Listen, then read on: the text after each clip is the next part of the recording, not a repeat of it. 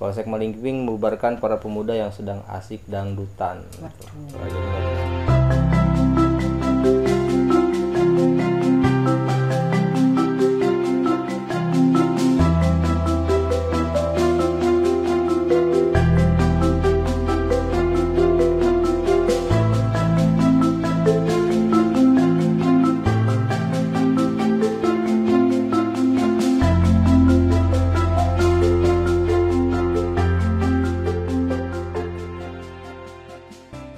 Assalamualaikum warahmatullahi wabarakatuh. Selamat pagi Sobat BM, berjumpa lagi bersama saya Ray Medi dan pemberatbm.co Ega Jalaluddin di skriptoriabm.co. Ya, lama ya kita nggak ketemu jalan.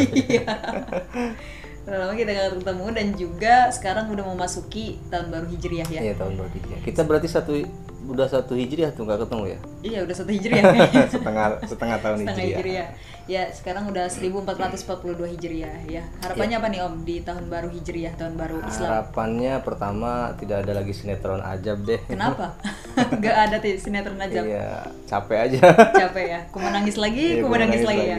Yang kedua mudah-mudahan tahun ini lebih baik dari tahun sebelumnya. Ya, gitu ya. amin. Ya, semoga juga bisa lebih progres lagi ke depannya ya. Dan Sobat BM juga semoga Ya. lebih sukses ya. Iya. Dan bisa meraih ya apa yang Amin, diharapkan, amin. yang dicita-citakan. Tapi ramah sekali kita Ray nggak ketemu. Iya. Kenapa tuh? Kenapa ya? Jadi Sobat BM karena kondisi COVID kemarin kita juga akhirnya menerapkan protokol kesehatan sehingga akhirnya ya terlewat tuh ya Iya, beberapa terlewat. episode. Tapi kali ini Ray Yang akan terlewatkan. kembali menghibur semuanya.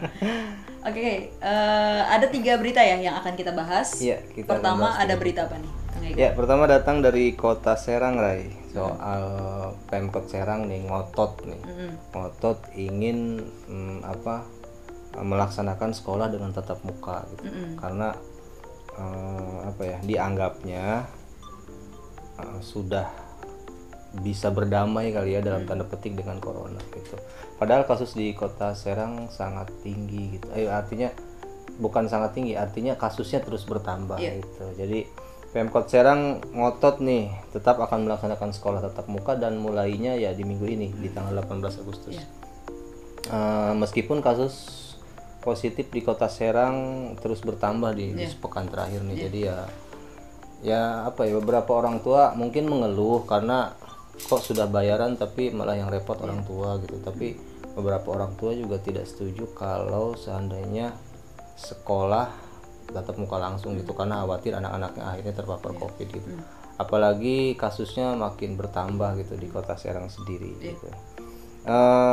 Saya juga ingin nanya malah sebaliknya ke Ray nih. Ray kan sebagai guru nih. Kira-kira menurut Ray sekolah tatap muka sudah ideal nggak sih dilaksanakan di masa ini gitu?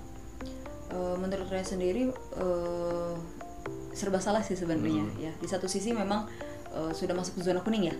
Kota Serang masuk zona kuning. Masuk zona kuning dan terus bertambah gitu. Bertambahnya juga nggak bisa dianggap enteng lah kayak gitu. Tapi di sisi lain juga banyak sekali guru-guru yang merasa kewalahan gitu. Orang tua pun kewalahan gitu karena sistem daring ini dinilai tidak efektif untuk anak-anak belajar dan malah mungkin terbebani dengan banyaknya latihan segala macam gitu kan, tugas seperti itu dengan tidak adanya bimbingan kan orang tua juga terbatas, mereka harus melakukan kegiatan seperti biasa sehari-hari gitu kan, ada yang bekerja, ada yang di rumah, sementara double kerjanya gitu, harus memperhatikan anak-anak yang sedang mengerjakan tugas. Bahkan ada juga nih beberapa teman saya yang memang tidak semuanya kan anak-anak memakai punya HP gitu, punya koneksi internet. Dan ada beberapa teman saya juga istilahnya sesama pengajar juga luring sistemnya, jadi mendatangi rumah-rumah anak, dan itu kan hal yang ya itu tadi bukan hal-hal yang dianggap mudah gitu, apalagi kita harus membiasakan setiap hari untuk melakukan hal itu yang biasanya kita harus ke sekolah dengan jam pelajaran 1 jam pelajaran itu ya 45 menit, ini harus sangat dipangkas gitu. Ya tapi kondisi ini kan akhirnya menjadi serba salah ketika gimana dong kalau anak sekolah pada akhirnya nanti ada yang terpapar lagi, apalagi kan kita belum tahu kondisi gurunya gitu. Iya sih, mungkin kemarin pemerintah Kota Serang mengatakan bahwa semua guru akan diuji swab ya. Iya. Tetapi faktanya tadi pagi saya antarkan anak ke sekolah dan guru-guru ternyata belum di swab gitu. Jadi ya serba salah tuh. Iya. Ya, tapi apapun keadaannya, mudah-mudahan sih sekolah tatap muka langsung juga pada akhirnya bisa tetap menjaga protokol kesehatannya gitu. Kepada orang tua yang memang khawatir anaknya terpapar, ya protokolnya diterapkan aja lah, pakai masker, pakai apa tuh, face shield gitu ya. Face shield. Kemudian dibekali dengan hand sanitizer gitu. Tapi banyak itu juga buktinya nih Kang, kayak sekolah-sekolah di Korea Selatan dan juga beberapa sekolah di Papua menerapkan tatap muka langsung meningkat sih. Langsung ya. Langsung Ketika meningkat menerapkan itu. Ketika menerapkan itu serba dikhawatirkannya seperti itu aja sih sebenarnya. Ya, serba salah juga ya. Tapi ya mau tidak mau karena pemerintah tidak bisa ditawar ini, harus tetap muka langsung. Ya kita doakan saja mudah-mudahan sih meskipun tetap muka tidak terjadi seperti yang ada di Korea ya. Iya. Gitu. Oke, itu berita pertama, Rai. Berita selanjutnya silakan. Ya, berita selanjutnya datang dari dunia kesehatan ya. 4 cara jitu untuk memudarkan mata panda. Wow, saya nih mata panda nih. Mata panda ya, rata-rata ya. Mungkin dengan bertambahnya usia tidak bisa dipungkiri bahwa mata panda itu adalah suatu hal yang biasa gitu. Karena itu tadi dengan begadang dan segala macamnya gitu ya. Gimana caranya tuh? Nah, caranya pertama gunakan krim mata dan tabir surya katanya gitu. Jadi kulit area mata itu termasuk kulit area yang tipis ya gitu. Jadi membutuhkan produk yang mengandung vitamin C, vitamin E dan antioksidan katanya gitu untuk mengembalikan kembali kerusakan kulit itu gitu. Ya, kerusakan elastis dan kolagennya katanya gitu ya.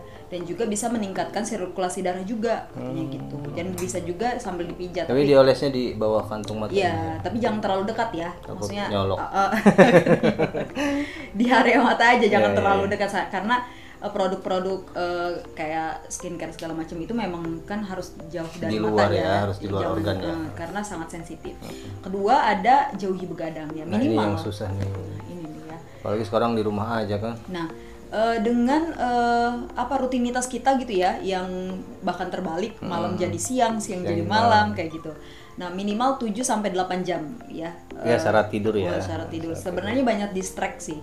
Kayak gawai, bermain game. Sebenarnya itu ini sih. penyakitnya. Nah, ini penyakitnya sebenarnya. Yang ketiga, ada kompres area mata dengan menggunakan sesuatu yang sejuk.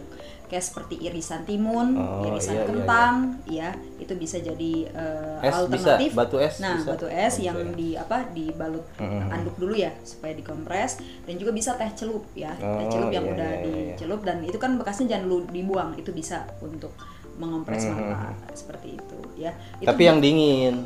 Iya, jangan panas-panas langsung ditempel, waduh, melepuh nanti ya. Terus katanya teh ini juga mengandung kafein padat yang bisa melancarkan peredaran darah pada kulit area mata. Gitu. Jadi perlahan-lahan si hitam tuh bisa menghilang. Gitu. Dan selanjutnya yang terakhir adalah kurangi minuman kopi atau alkohol. Wah, ini tantangan juga nih. Ya, jadi katanya kopi atau alkohol ini bisa mengganggu jam tidur, yang bisa mengakibatkan kulit dehidrasi. Ya, jadi menurut kalau dokter nih katanya disarankan untuk banyak makan makanan yang mengandung kalium seperti apa tuh? Pisang, tomat, kacang-kacangan. Katanya itu bisa mengurangi kelebihan cairan. Itu kan kayak kantung mata itu kayak mencendol gitu ya. Nah, itu bisa ditangani dengan memakan makanan yang mengandung kalium. Disebutnya tuh mata panda ya. Iya, mata panda. Jadi gini gitu ya, kayak genut gitu kalau bahasa Sundanya ya. Oh iya, apalagi di masa karantina ini ya, masa Covid di mana orang-orang kerja di rumah, pasti menghabiskan waktu begadang tuh kalau di rumah kan kesal. Acak-acakan pokoknya waktu tidurnya juga tidak menentu gitu. Berita terakhir datang dari Malingping Lebak, Rai. Iya. Polsek Malingping membubarkan para pemuda yang sedang asik dangdutan. Jadi lagi dangdutan asik. Ini pandeminya ya. Iya, karena euforia 17 Agustusan, karena kan kita 75 tahun Indonesia merdeka ya. Euforia itu kan tidak bisa ditolak, rata-rata kan kita mengadakan lomba hiburan, tetapi Selain lomba-lomba, pemuda Malingping juga akhirnya mengadakan dangdutan gitu. Tetapi kemudian dibubarkan oleh pihak kepolisian dan Satpol PP karena terjadi kerumunan massa yang berlebihan. Gitu. Dikhawatirkan mungkin terjadi penyebaran COVID di area sana. Karena kita kan tidak tahu siapa orang yang masuk dan siapa orang yang sudah pernah keluar gitu. Padahal sudah diberikan peringatan sebelum acara itu, boleh saja mengadakan lomba-lomba, tetapi tidak ada hiburan dangdut gitu. Yang namanya dangdut mungkin orang sudah 6 bulan ini jenuh kali ya. Ada dangdutan, nggak ada hiburan langsung ya gitu nyawer akhirnya gitu. langsung pada datang ya. Ya, kita cukup menyayangkan kejadian ini.